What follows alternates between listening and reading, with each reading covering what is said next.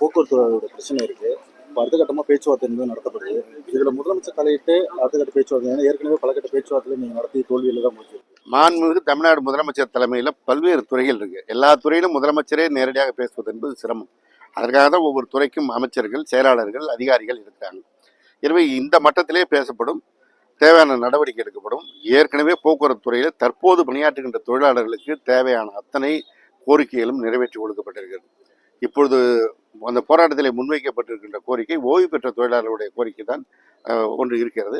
அது இந்த ஒரு துறை மாத்திரமல்ல, அரசினுடைய பல்வேறு துறைகளில் ஓய்வு பெற்றவர்கள் பல்வேறு விதமான கோரிக்கைகள் வைத்திருக்கிறார்கள். ஒவ்வொன்றுக்கும் நிதி சுமை எவ்வளவு கூடுதலாகும் என்பதை கணக்கிட்டு தான் அரசு ஒரு முடிவெடுக்க முடியும்.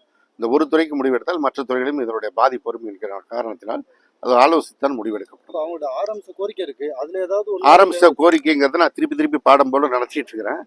ஏற்கனவே 2 கோரிக்கை நிறைவேற்றப்பட்டிருக்கிறது. 2 கோரிக்கைன்னா, ஓய்வு பெற்ற பணிக்காலத்தில் இறந்து போனவருடைய வாரிசுதாரர்களுக்கு வேலை வாய்ப்பு வழங்க வேண்டும் அப்படிங்கிறது. அதை நம்முடைய மாவட்டத்தில் நம்முடைய மாண்புமிகு வேளாண் துறை அமைச்சர் மரியாதைக்குரிய அண்ணன் எம்ஆர்கே பன்னீர்செல்வம் தலைமையிலேயே இங்கே ஒரு 100 பேருக்கு வேலை வாய்ப்பு கொடுத்து அவங்கெல்லாம் பணிக்கு வந்துட்டாங்க. அதுபோல் மொத்தம் தமிழ்நாடு முழுவதும் கிட்டத்தட்ட 800க்கும் மேற்பட்டோர் பணிக்காலத்தில் இறந்தவருடைய வாரிசுதாரர்கள் பணி வழங்கப்பட்டு அவர்கள் பணியும் செய்து கொண்டிருக்கிறார்கள். ஒரு கோரிக்கை முடிந்தது. இன்னொரு கோரிக்கை, ஓட்டுநர் நடத்துனர் எண்ணிக்கை கம்மியாக இருக்குது, புதுசாக அவங்க வேலைக்கு எடுக்கணுங்கிற கோரிக்கை இருக்குது. அதுக்கு இப்பொழுது அரசு விரைவு போக்குவரத்து கழகமான SCTCயில் வேலைக்கு ஆள் எடுப்பதற்கு எழுத்து தேர்வு முடிவு பெற்று இப்பொழுது நேர்முக தேர்வு நடைபெற்று கொண்டிருக்கிறது. இப்பவும் இன்னைக்கும் நடந்து கொண்டிருக்கிறது. வருகின்ற பிப்ரவரி முதல் வாரம் வரை அந்த நேர்முக தேர்வு நடைபெற இருக்கிறது. அது முடிவு பிறகு அதற்கு பிறகு அந்த முடிவெல்லாம் ஆய்வு செய்து அவர்கள் அறிவித்த பிறகு அவங்க வேலைக்கு வர போகிறாங்க. எனவே அதுவும் அந்த கோரிக்கை ஏற்கனவே நடைமுறையில் இருக்கிறது. மீதி 4 கோரிக்கையில் ஏற்கனவே 2 கோரிக்கை அவரிடத்தில் நேராகவே சொல்லியிருக்கிறோம். நடைமுறைக்கு கொண்டு வருவதற்கான என்ன நடவடிக்கை எடுக்கப்பட்டிருக்கிறது என்பதை விளக்கி இருக்கிறோம். அதில் முக்கியமானது அரசினுடைய நிதித்துறை சம்பந்தப்பட்ட விஷயங்கள். அது உடனடியாக நிறைவேற்ற முடியாதுங்கிறது அவங்களுக்கும் தெரியும். ஆனால் அரசியல் காரணங்களுக்காக அதிமுக இந்த போராட்டத்தை செய்கிறது. அவங்க ஆட்சியில் இருந்தபோதுதான் இந்த ஓய்வு பெற்ற தொழிலாளர்களுடைய அகவிலைப்படி உயர்வை நிறுத்தினார்கள். இன்னைக்கு ஏதோ புதுசாக ஞானம் வந்து அவங்க இதுவே கொடுக்கணும்னு போராடுறாங்க. நிதிநிலை சரியான பிறகு கொடுக்கப்படும் என்று தான் அறிவித்திருக்கிறோம்.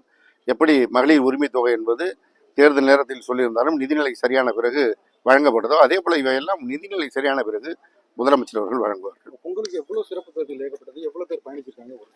பொங்கலுக்கு வந்து கடந்த ஆண்டை விட இந்த ஆண்டு 2 லட்சம் பேர் சென்னையிலிருந்து மாத்திரம் கூடுதலாக பயணம் செய்திருக்கிறார்கள்.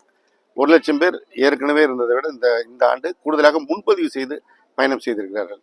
எனவே சென்னையிலிருந்து மாத்திரமல்ல, தமிழ்நாடு முழுவதும் திட்டமிட்டிருந்த 20,000 பேருந்துகளை தாண்டி இன்னும் கூடுதலாக மக்கள் பயணம் செய்திருக்கிறார்கள். ஒரு சிறப்பு சர்ச்சை எழுதிருக்கு. குறிப்பாக கோயம்பேடு பேருந்து நிலையமே இருக்காது, அது தனியாருக்கு விற்கப்படுது அப்படின்ற மாதிரி எல்லாம் பேசிட்டு இருக்காங்க. அது எப்படி? அது வந்து CMD துறையுடைய சம்பந்தப்பட்டது, போக்குவரத்து துறைக்கும் அதற்கு எந்த சம்பந்தமும் கிடையாது.